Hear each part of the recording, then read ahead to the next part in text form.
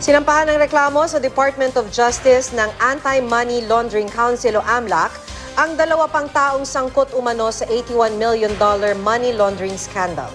Inireklamo ng paglabag sa Anti-Money Laundering Act sina Wei Kang-zu at Kim Wong.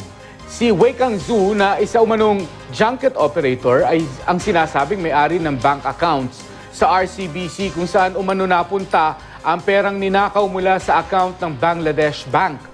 Lumabas daw sa investigasyon ng Senado noong March 17 na personal na dineliver ng remittance company na Philbrem kay Wei Kang-zu ang perang bahagi ng ninakaw umanong pera.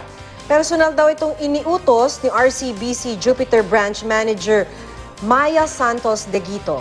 Si Wong naman na isang negosyante ang sinasabing mastermind umano ng money laundering scheme.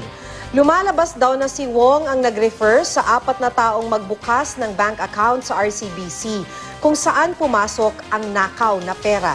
Lumalabas din daw na hindi totoong tao ang mga nagbukas ng bank account kaya napunta rin kay Wong ang malaking bahagi ng perang pumasok sa mga ito. Wala pang pahayag sa ngayon sina Wei Kang-zu at Kim Wong. Nauna na ring sinampahan ng reklamo ng AMLAC sa DOJ ang bank manager na si Digito at 4 na iba pang may-ari umano ng RCBC bank accounts.